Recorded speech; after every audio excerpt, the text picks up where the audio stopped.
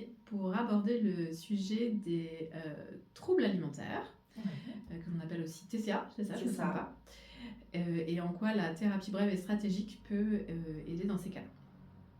Alors, le trouble du comportement alimentaire, il y en a de différents types et chacun est bien spécifique, hein. Mais on peut rencontrer l'anorexie, on peut rencontrer la boulimie, on peut rencontrer la boulimie plus vomissement, etc. Il n'y a pas de solution magique, loin de là.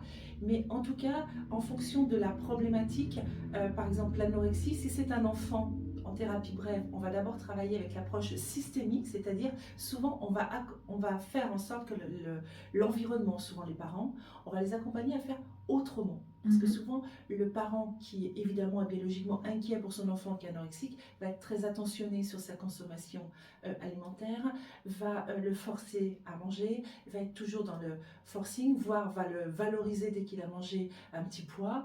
Et donc, on va déjà travailler sur toute cette dimension environnementale avant de travailler sur la problématique de l'anorexie avec l'enfant.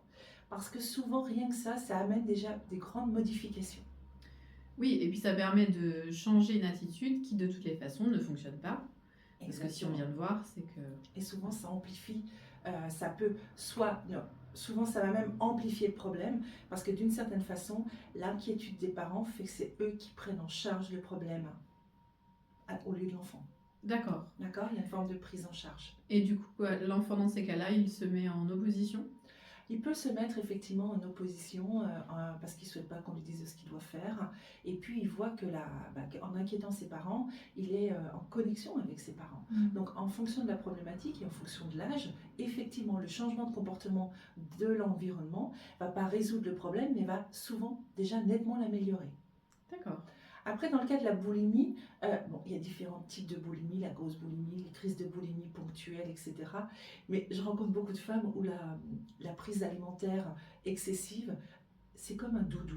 C'est-à-dire que c'est comme si dans leur journée ou dans leur semaine, c'est un moment où elles vont se remplir, souvent de sucré, hein, c'est rarement de la soupe de poisson, c'est souvent du sucré, et elles vont se remplir de ça comme si pour se faire du bien. Malheureusement, très vite, ça se tourne en culpabilité, et après, elles vont se détester d'avoir fait ça. Mais effectivement, il y a cette notion de ça. Donc là aussi, on va travailler déjà sur la façon dont elles fonctionnent et sur les raisons pourquoi elles consomment. Peut-être que si elles avaient d'autres plaisirs que la nourriture, elles apaiseraient cette consommation de nourriture. Et donc, on est beaucoup plus dans cet environnement global de la vie et non pas sur juste la boulimie. C'est pour ça que la thérapie brève et systémique est très intéressante à ce niveau-là. Tu fais vraiment un bilan global et une photo, on va dire, panorama. Ouais. De tout ce qui rentre en jeu dans ces moments-là.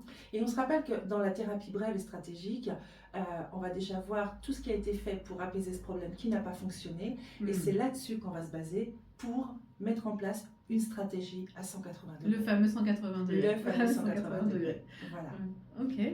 Et d'ailleurs, j'ai un livre par rapport à ça. Ah, super. Sur lequel je trouve qu'il est très intéressant pour les personnes qui pourraient avoir envie de lire quelque chose sur ces problématiques d'anorexie et de boulimie. C'est Giorgio Nardone, qui est un psychothérapeute italien qui travaille la thérapie brève et stratégique et qui a écrit ce livre, L'amour et la haine de la nourriture, avec des cas concrets qui nous donnent un peu cette approche de comment on travaille en thérapie brève par rapport à ces problématiques. Super, je mettrai les références en commentaire. Merci Maïté. Avec plaisir. Au revoir.